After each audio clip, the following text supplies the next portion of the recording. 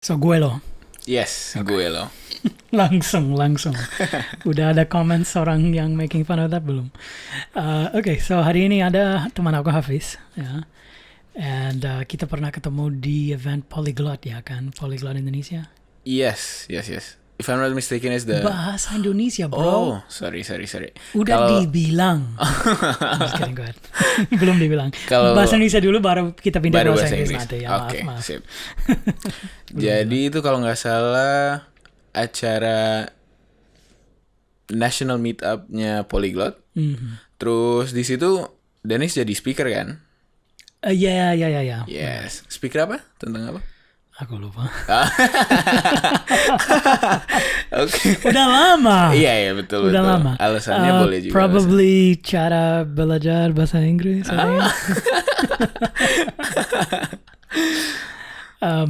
Ya, udah lama kan, 3-4 tahun. Itu 2000.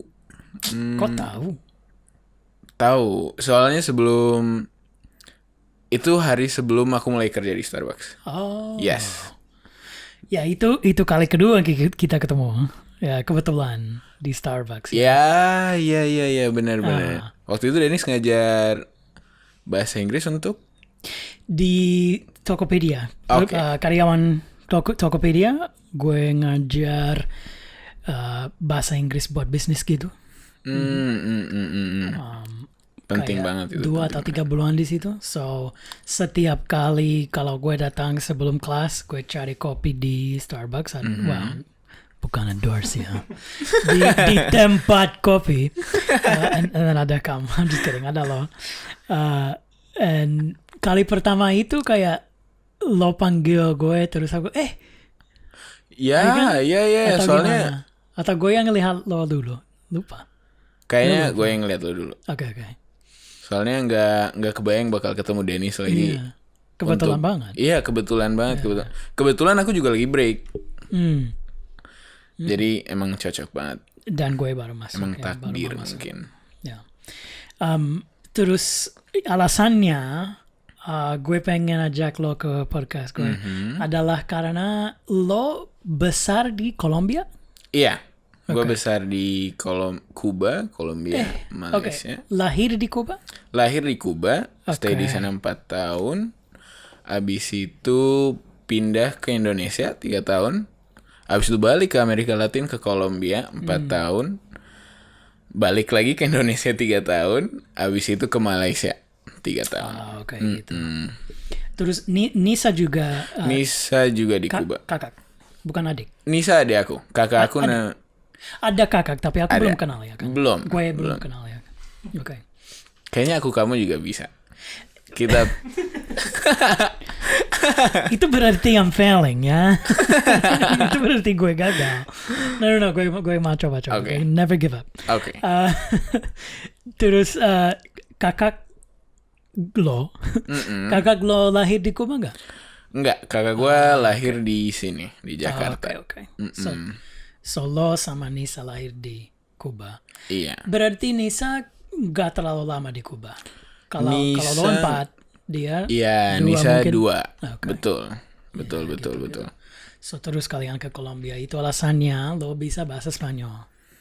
Iya, betul. Lo lebih jago bahasa Spanyol daripada aku. Banget. Tapi gue selalu lupa. Karena gue guru. Sekarang okay. Lumayan jago. Tapi dulu itu pas kita baru ketemu itu masih apa ya?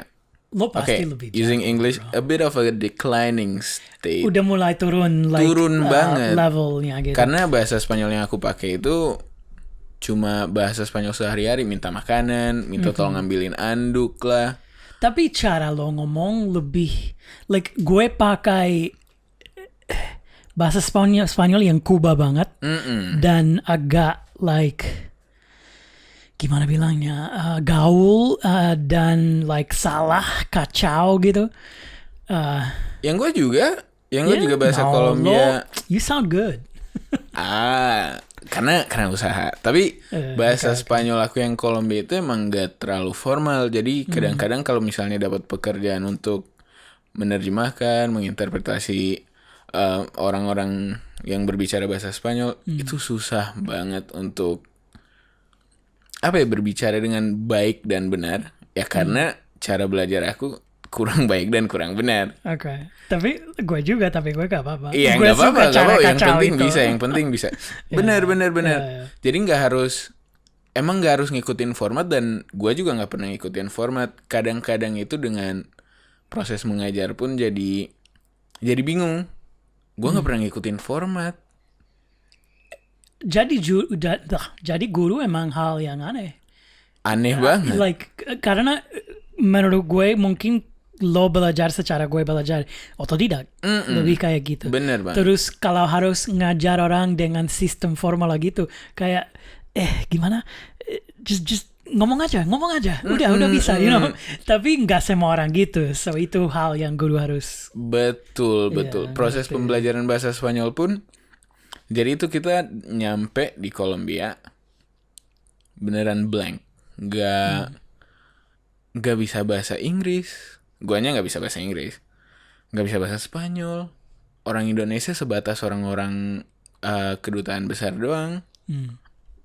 Dan itu belajarnya awal pas sebelum masuk sekolah. Kita belajar alfabet. Terus belajar angka-angka.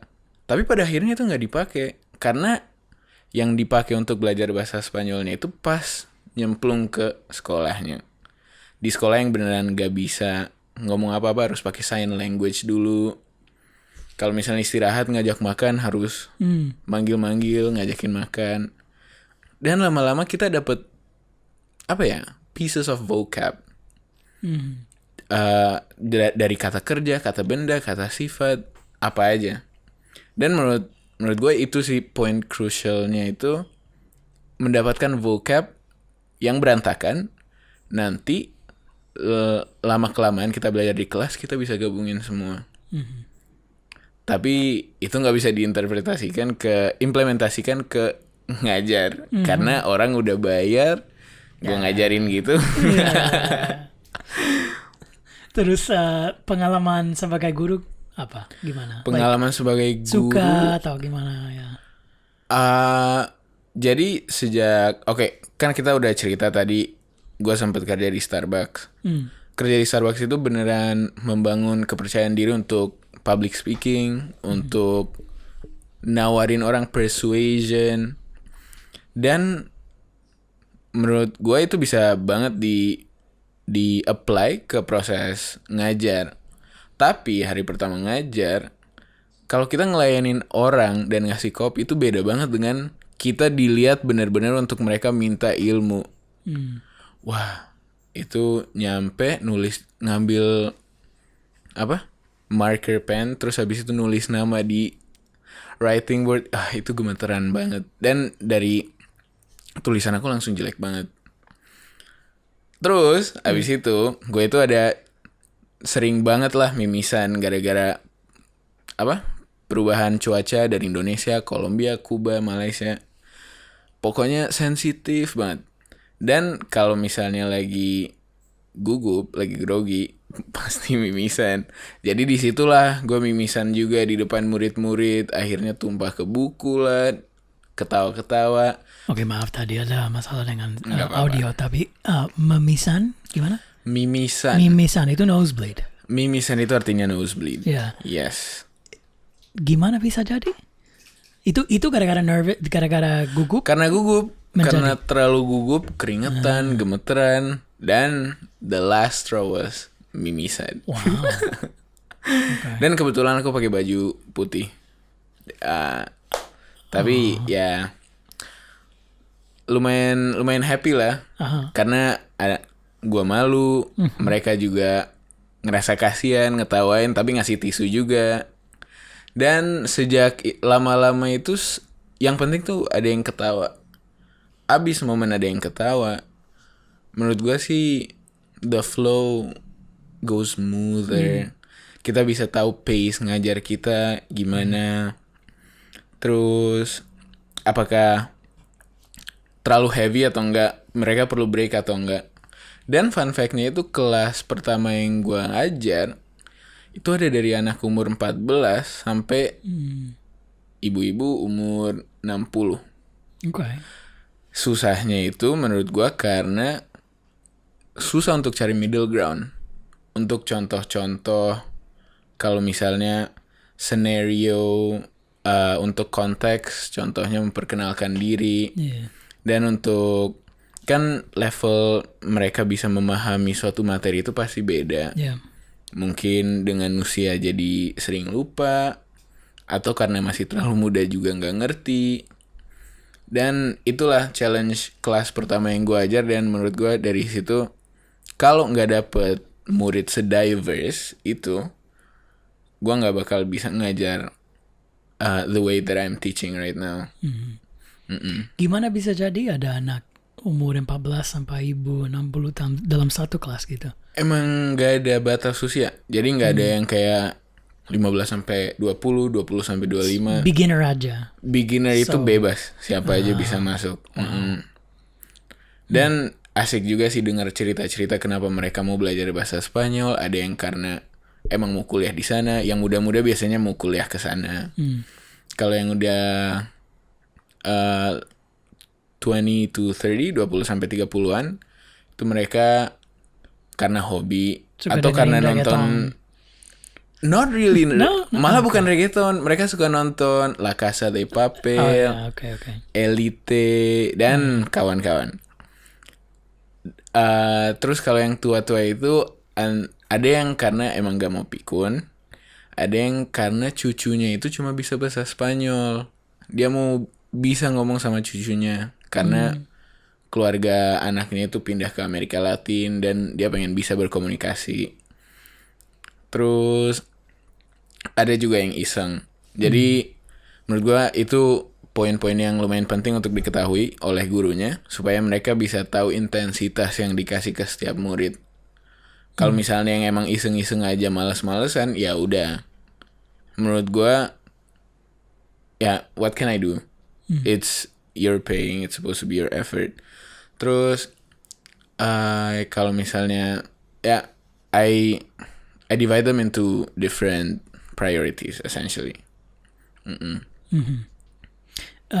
Yang gak mau pikun, like pelupa gitu, forgetting something, itu buat gue menarik, like alasan untuk belajar, ya? Iya, benar. Karena like peduli tentang kesehatan mental diri gitu. betul banget. Dan mereka emang berpengalaman belajar bahasa-bahasa lain. Oh ya. Ya. Ada yang bisa bahasa Belanda, ada yang pernah belajar bahasa Perancis. Very common languages. Okay. Apalagi kalau Perancis sedikit mirip dengan Spanyol ya. Sedikit. Apalagi Dan emang kalau bisa bahasa Inggris dan bisa bahasa Spanyol, bahasa Perancis jadi lebih gampang. yes. Karena dikit Setuju. bahasa Inggris juga. Karena mereka Romance languages namanya. Latin based gitu ya. ya.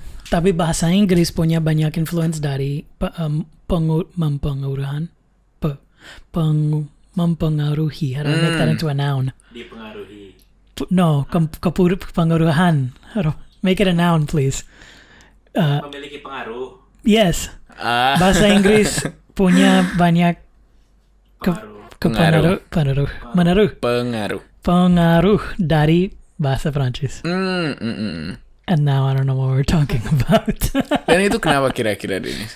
Gimana bahasa Prancis bisa mempengaruhi bahasa Inggris? Dijajah. Inggris dulu dijajah sama Prancis. Yeah. Ada satu kali, nggak tahu berapa tahun, tapi bahasa Prancis jadi bahasa official di Inggris. Dan raja-raja gitu, orang yang lebih dididik, mereka pakai bahasa Prancis. Untuk tulis aturan-aturan gitu mereka pakai bahasa Prancis. So itu kayak bahasa buat orang kaya gitu. And then orang miskin gak boleh gak tahu kalau gak boleh atau gak diajarin, gak bisa pakai bahasa Prancis. Terus itu alasannya kayak bahasa Inggris jadi sekacau sekarang, you know. Banyak apa ya? Kata-kata yang diserap dari bahasa dan bahasa lain juga ya. Jerman ada influence. Iya, Jerman. Gitu. Oke, so kita stop di sini aja karena gue mau pindah ke bahasa Inggris dan buat yang pengen dengar kita bahas pakai ngobrol pakai bahasa Spanyol, otak gue akan meledak, 3 bahasa dalam satu podcast. Kalau ada yang mau dengar kita ngobrol pakai bahasa Spanyol, nanti mungkin 5-10 menit kita tambah. Boleh. So, oke, hari ini nggak 50-50 tapi 33. Iya. Koma 3. Okay, so let's go into the English section. Yes, please. And